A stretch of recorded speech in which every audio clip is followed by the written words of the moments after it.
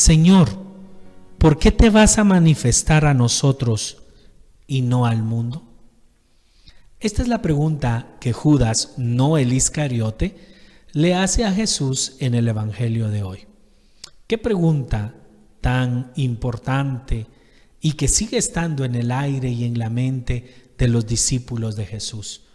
¿Por qué Dios se manifiesta, es decir, se revela, se muestra a unos, a sus discípulos, y no a los otros? ¿No les ha dado la sensación de que como que nosotros tenemos más facilidad para escuchar la palabra de Dios y que nos guste, nos interesen las cosas de Dios, y en cambio otras personas pues son indiferentes, pues simple y sencillamente Jesús pues sí existe, un buen tipo, una bonita enseñanza, pero también hay buenos motivadores, hay buenos libros, hay buenas cosas, y más aún, ¿se puede vivir sin Cristo? Y uno se pregunta, ¿por qué para unos es más fácil la fe y para otros pues simplemente pareciera que la fe no es posible? Pues bien, en la respuesta de Jesús hoy podemos encontrar la clave de por qué unos logran ver la gloria de Dios, logran descubrir el amor de Dios, y otros pues simple y sencillamente no. Dice Jesús: si alguien me ama, cumplirá mi palabra, mi Padre lo amará, vendremos a él y habitaremos en él. No se trata de cuánto Jesús quiera manifestarse a una o a otra persona. Podría llegarse a pensar incluso que Jesús tiene preferencias, que hubo gente que ya nació para salvarse y otra para condenarse.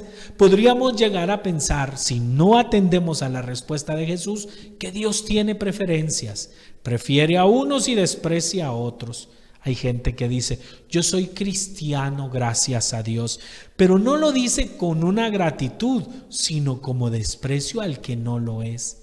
Jesús hoy nos da la clave. Jesús dice, quien me ama, cumple mi palabra. No se trata de a quién Dios quiera revelarse, sino quién responde a esa revelación, quién toma la palabra, aquel que recibe el anuncio y decide que esa es la verdad, que esa es la vida. Se recuerdan que el día sábado Jesús nos daba los criterios para atender la verdad. Él decía, si no creen en mí por lo que digo, crean en mí por lo que hago. Es decir, frente a Jesús no hay opción de duda. Si sin embargo hay personas, no es que duden, simplemente no les gusta la verdad de Jesús. Deciden que esa no será su verdad, aunque sea la verdad.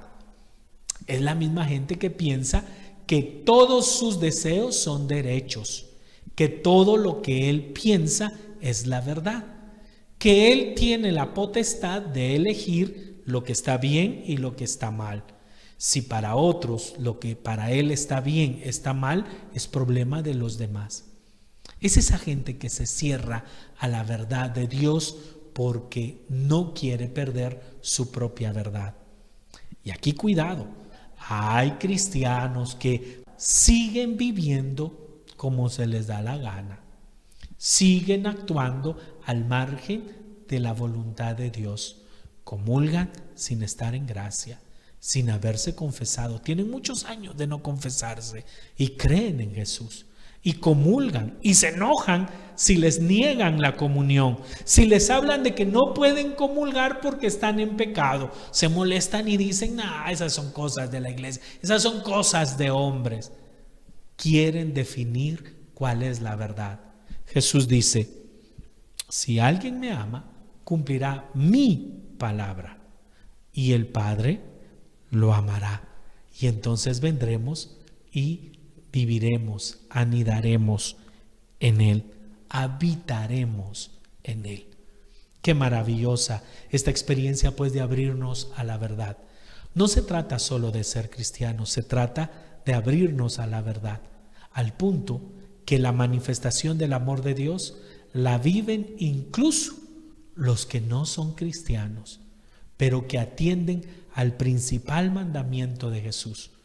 El principal mandamiento de Jesús es amar a Dios y al prójimo. ¿En qué consiste la manifestación de Dios? ¿Qué significa que Dios y Jesús habiten en la vida, en el corazón de una persona? Esa respuesta la voy a dejar a tu discernimiento. Observa la vida de aquel que no es indiferente a los demás.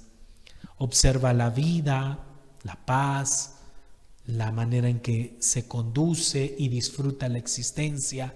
Aquel que no solo piensa en su éxito, en su superación, en su disfrute, sino que ayuda a los demás, sino que tiende la mano a los demás, que tiene un corazón compasivo en el que si puede levantar a otro, lo levanta. Si no puede ayudar a otro, tampoco lo daña. Observa cómo vive, observa la paz y te darás cuenta qué significa que Dios habita en el corazón de las personas. Que Dios te bendiga.